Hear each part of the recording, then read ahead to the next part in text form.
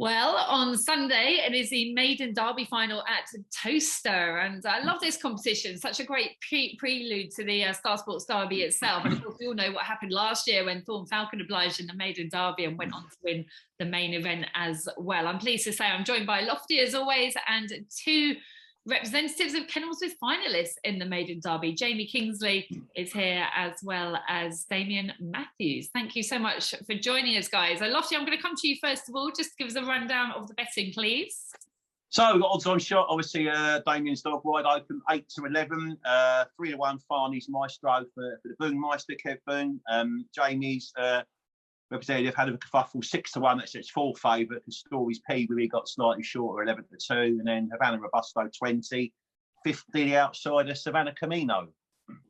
That is a huge price. How do you see it, Lofty? Do you think that wide open is as cert as she did greyhound racing?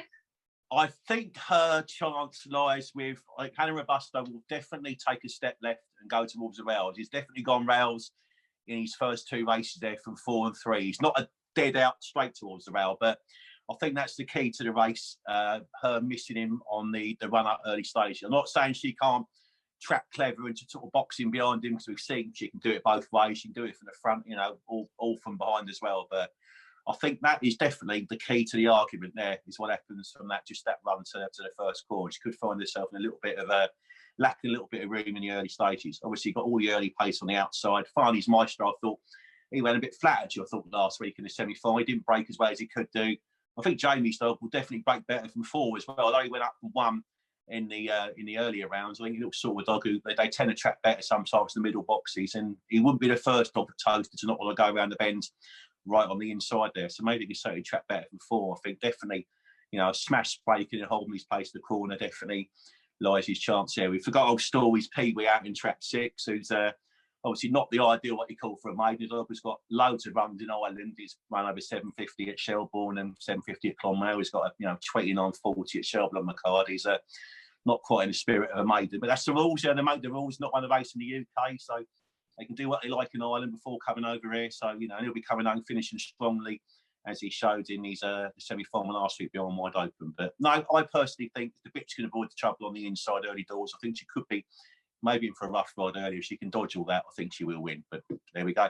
Be ball win tipping every favour up, Julie, wouldn't it? Yeah, absolutely. Right, let's get Damien's thoughts. This bitch has been unbelievable. She's just an August 20, let's remind ourselves, because she is still a baby, unbeaten through to the final, and so impressive in her semi-final, and really showing she's not a one-trick pony. Yes, Julie, I think she has shown her true credentials throughout the stake. When I last spoke to you, I did mention it to you that I thought she was along the same lanes as Unlock and Lock, only she wanted inside, and I think she's proven me correct.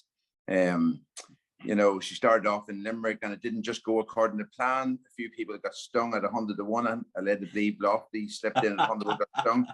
But the 24-1 in the Maiden Derby was very attractive by Matchbook, and I have to say their sponsorship has been brilliant, and it's actually great to be over competing with something that has a great chance of winning. You know, it's not that easy to travel across. Toaster has its own special layout, and not every dog suits it. But I just had this feeling that wide open could possibly suit the venue, and to date she's proven me right. Taking on board what Lofty's saying there, as long as she avoids trouble early and she gets a clear run early, you know, I'd be hopeful for another forward performance. It's her 4th time around the track, you know, with her age being late August, early September, you know, it's taken a bit out of her, but I'm happy with the way she's performing. I'm just hoping just for one more good performance. And to be fair, you did flag her up to us. We had every chance to get on anti-post. So you really did fancy her for this. And I think what struck me as well is she's so brave. Obviously a small bitch and a real youngster, but she's not scared when she has dogs around her or afraid of pushing her way through a small gap if it presents itself. Well, that's really what has impressed me. You know, she's only come into the event with 1 race under her belt. And it's really impressed me. It has her ability to actually, you know, compete at this level so early on. The actual races themselves have really brought her on, and it was great to see her last week taking on Kevin's dog down in the back straight. I was hopeful that she would go inside, but she seemed to play her cards close to her chest. And when she decided to go whichever way she went for it, and it went to the inside, and she done it well. So listen, you'd have to be very pleased with the way she has performed to date, and you'd just be hopeful for one more good performance out of her. Absolutely. You also mentioned that you like her on the inside. But did you see Steve Nash's brilliant photo in the Racing Post where she was in trap 2? She clearly took a big step right. I did. My reading of that would be, John Mullins' dog Swift Iconic didn't come away, and 4 wasn't there. And I think the room was there. Farney's came out slightly, and maybe she's been overcompensating. She's meant to the middle, more so overcompensating. The room was there. I would be off the impression that if the room wasn't there, she would stay straight. You know, it's real. That just shows how novice she is to do what she done. But I think that with that race now under her belt, you know, if the room wasn't there, I don't think she'd move out, Julie. That's what I'm hoping anyway. Listening to Lofty, if Havana's going to move in, we wouldn't want to be moving out. That's the last thing we'd want to be doing. So hopefully, the experience of them 3 races now around Toaster, the 1 race in Limerick, hopefully they'll stand by her and she'll stay straight. And if she stays straight, I know for a fact she runs the bends well in the inside, and she'll not be giving any room away around the corner. So here's hoping. Jamie Kingsley, congratulations on make it into this final with Hellofakerfuffle. Am I saying that right? Yeah. Great name. This dog literally, I think, has improved in front of our eyes, particularly at Toaster. Were you expecting to be in this position? We thought we might qualify in the semi with the withdrawal of the other dog. Didn't expect him to put in a run like that. He is very lightly raced for his age. He's over 2 now, and he come over in January, and the Maiden Derby was always the aim. And it's just lovely to actually plan something, and it's worked, and we got to the final. Yeah, absolutely. He bounced out of trap 4 at the weekend and clocks 29.50. But as I said, he is improving. Do you think there's more time to come from him? Yeah, he's definitely not the finished article.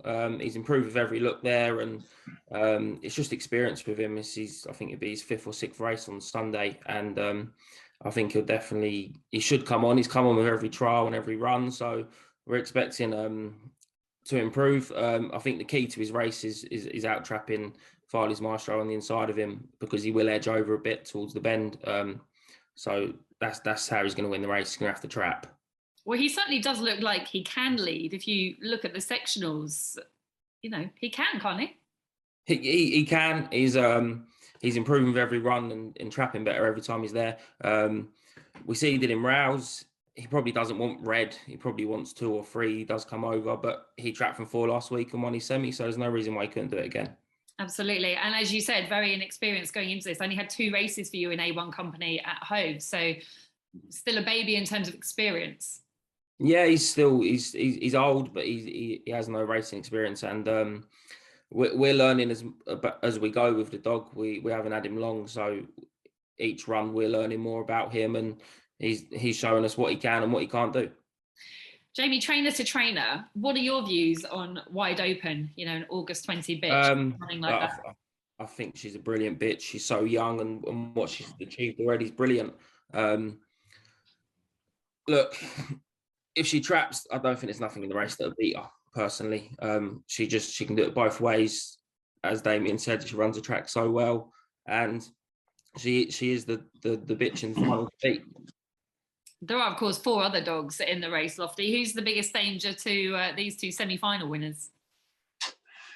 I mean, it's always Pee Wee be flying home, you know, when he had his quirks linking on. A few of the boys I know, follow the dogs a lot more closely on than what I do. Pulled a few eyebrows when he came over here, but he can definitely run, and he's got all the experience in the world. He's had I think 30 odd races in Ireland in the best of them. So to me, I think he would be the danger. I think if there's any trouble inside as well, he'd be finishing wide, fast and late. Toaster's not the greatest of tracks for dogs to come from last to first, but you'll find it very, very hard to see him out the frame. And, if there's any issues up inside, I think he's the one to pick up the pieces. I just think 3 and 4, so they both got the same sort of ground early, Farney's Maestro and Hellofakerfuffle. So I think one of those two would be the leader of those two will probably cancel each other out if either of those two don't lead. So no, I think if any of the danger to that, I think 6 probably kind of pick up the pieces late maybe, but it's got to do it the hard way and say it's something not fancying doing around Toaster coming off the back and winning from too far behind.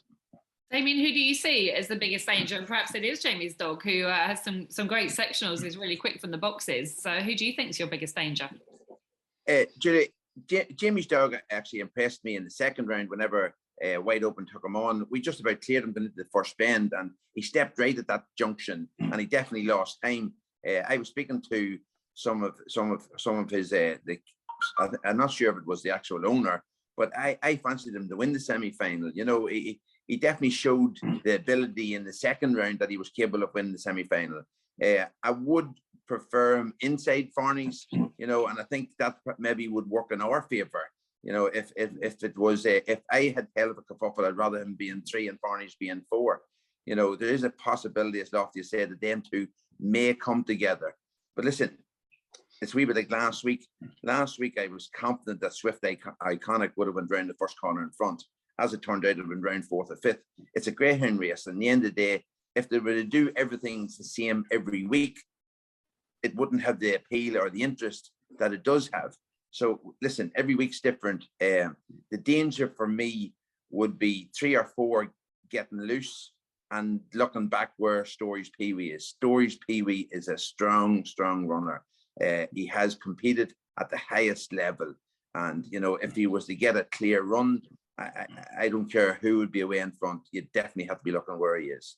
And Jamie, for you, this is your second Category 1 final. Congratulations. It's really great to see you there with a runner. I think most people probably won't remember your first, will they? No, it was a long time ago. Remind us. It was in the Puppy Classic at Nottingham, a dog called Fizzy Pop Jet. He ran really well to be there. And, he was unlucky in the final, really. If he chose a better course around the third bend, he'd have probably won it. You must be pretty buzzing. I know you're an ambitious trainer. You must be buzzing to have this dog in this final. Yeah, look, we're really happy. I'm more happy for the owners and the boys and the people at the kennels that work there, because they work all day long every day, and it's just good for them that there's something there for them at the end of it. Looking ahead to the big one itself, the Star Sports Derby, will you be heading there, Jamie? Yeah, we'll have a team probably of 3 or 4. Probably Hellofakerfuffle will probably be definitely be going in it. He seems to like Toaster, so you've got to put him in there and give him a chance. Okay, looking ahead at Lofty, and difficult to say without seeing the entries, but Wide Open's got every chance of being the shortest price bitch in that market, hasn't she? Probably will be, actually. Now, I thought, yeah.